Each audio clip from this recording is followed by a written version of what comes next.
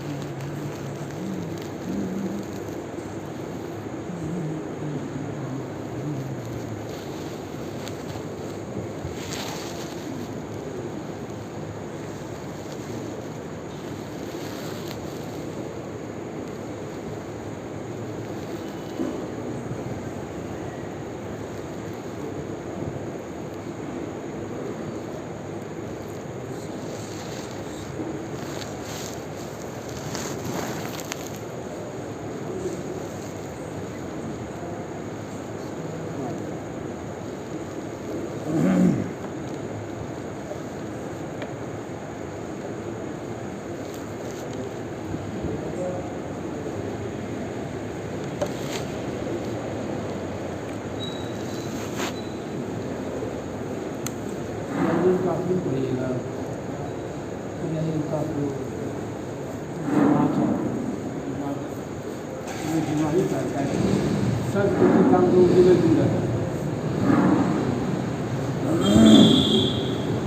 اللهم صل على محمد وعلى آل محمد كما صليت على إبراهيم وعلى آل إبراهيم إنك حميد مجيد اللهم بارك على محمد وعلى آل محمد كما باركت على إبراهيم وعلى آل إبراهيم إنك حميد مجيد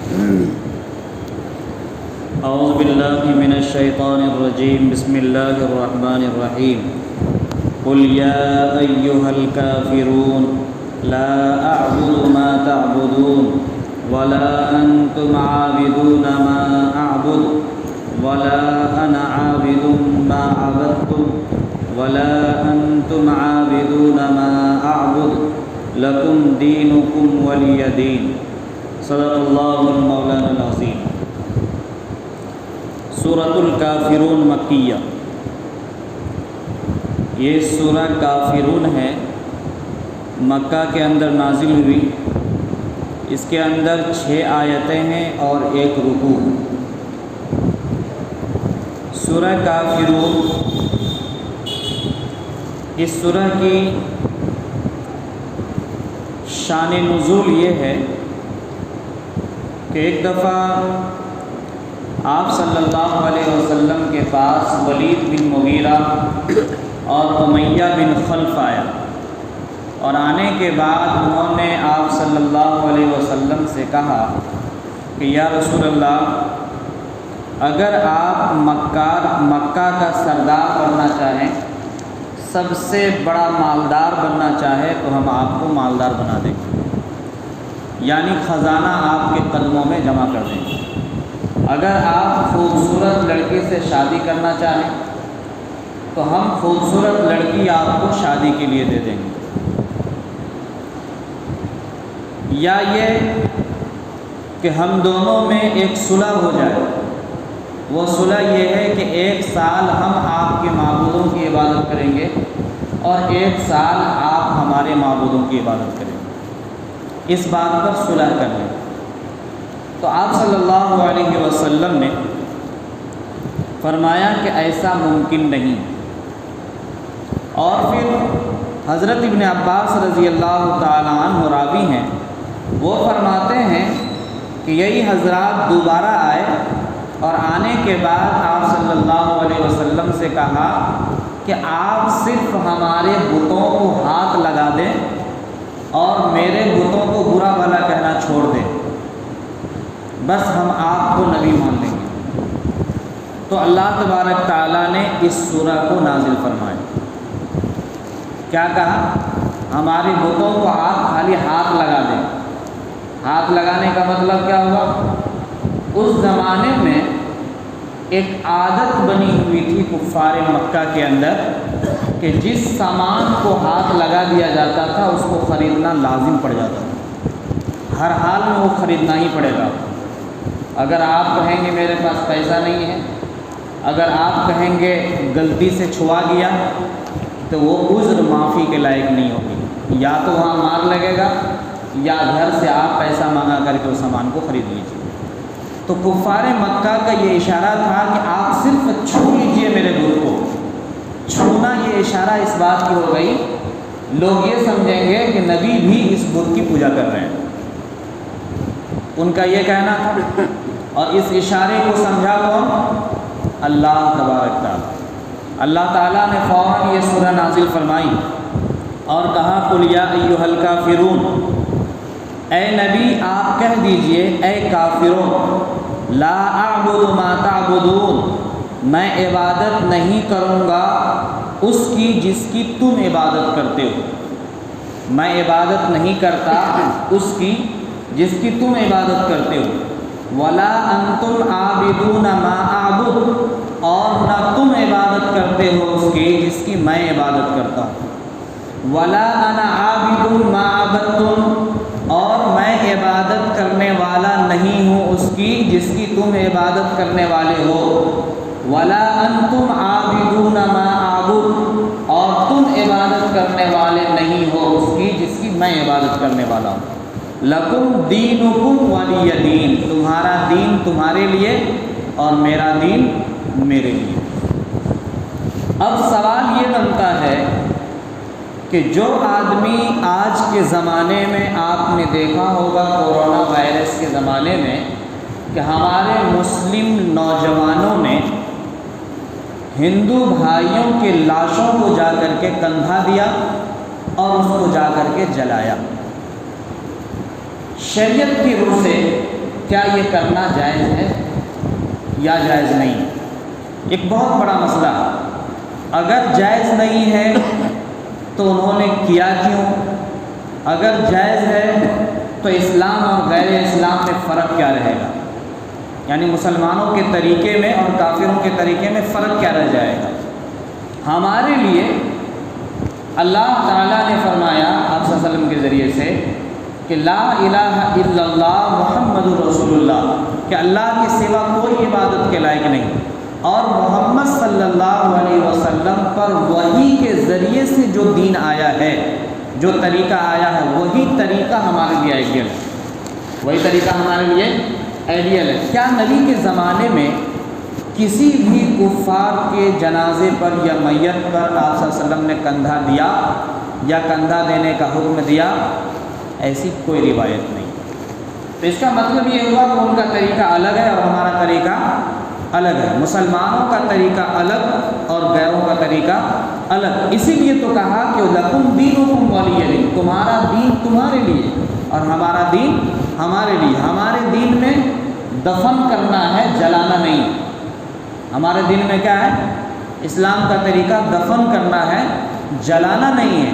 تو لہٰذا اگر کوئی آدمی دوستی کے ناطے، بھائی چارے کے ناطے، ہمدردی کے ناطے ان کے ساتھ، میت کے ساتھ چلا جاتا ہے تو کوئی حرج نہیں ہے، لیکن جانے کے ساتھ ساتھ ان کا کندھا دینا یا کندھا دینے کے ساتھ ساتھ ان کے جلانے میں شریک ہونا یہ جائز نہیں ہے، یہ جائز نہیں ہے۔ ہمدردی کس میں کی جائے گی؟ اسلام نے ہمدردی، بھائی چارگی، صلح اور سالمیت کا جتنا زیادہ رواداری کا حکم دیا اتنا کسی اور مذہب نے نہیں دیا۔ اسلام نے اپنے پڑوسی کے ساتھ جتنا زیادہ حسن سلوک کا حکم دیا اتنا کسی اور مذہب نے نہیں دیا۔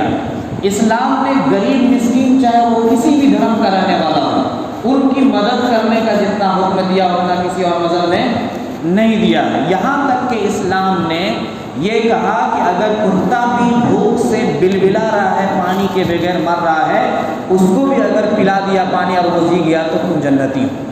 یہ مثال ہے نا حدیث میں۔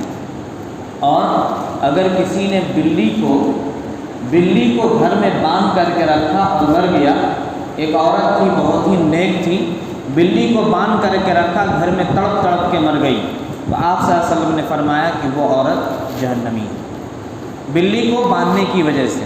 ایک تو آزاد بھی نہیں چھوڑا کہ بلی ڈھونڈ کے کھا لیتی، اور اگر باندھ کے رکھا تو گھر میں اس کو کھانا نہیں کھلایا، کھانا نہ کھلانے کی وجہ سے وہ گھر میں تڑپ تڑپ کے مر گئی۔ آپ صلی اللہ علیہ وسلم نے فرمایا کہ وہ جہنمی۔ تو بہرحال جو اسلام، جو مذہب ایک جانور کے اوپر اس طرح کا رواداری کا حکم دیتا ہو تو انسان کا اس کی نظر میں کتنا بڑا مقام ہوگا، لیکن جو انسانی اخلاق کا تقاضا ہے اسلام اس کے لیے مسالت کا حکم دیتا ہے، اسلام اس کے لیے رواداری، ہمدردی کا حکم دیتا ہے۔ لیکن جو اسلام کے خلاف ہو، قانون الہی کے خلاف ہو، اس میں رواداری کا حکم نہیں دیتا، پھر تو دین دونوں ایک ہی ہو جائے گا، پھر اسلام اور غیر اسلام دونوں ملوث ہو جائے گا، مل جائے گا، ایک دوسرے میں شریک ہو جائے گا، تعبد، توحید اور شرک دونوں ایک جگہ جمع ہو جائے گا۔ جو توحید ہے وہ مشرک نہیں ہے، شرک نہیں ہے، اور جو شرک ہے وہ توحید نہیں ہے۔ مسلمان کون ہے؟ جو شرک سے بچ جائے، ایک اللہ کی وحدانیت کا اقرار کر لے، اور مشرک کون ہے؟ جو اللہ کے ساتھ کسی اور کو شریک کر لے، تو وہ آدمی مشرک ہے۔ اور مشرکوں کے لیے اللہ تعالیٰ نے قرآن کے اندر فرمایا ہے ان اللہ لا یغفر ان یشرک بہ ویغفر ما دون ذلک لمن یشاء، اللہ تعالیٰ بڑے سے بڑے گناہ کو معاف کر سکتا ہے لیکن شرک کو اللہ کبھی معاف نہیں کرے گا، شرک کو اللہ تعالیٰ کبھی معاف نہیں کرے گا۔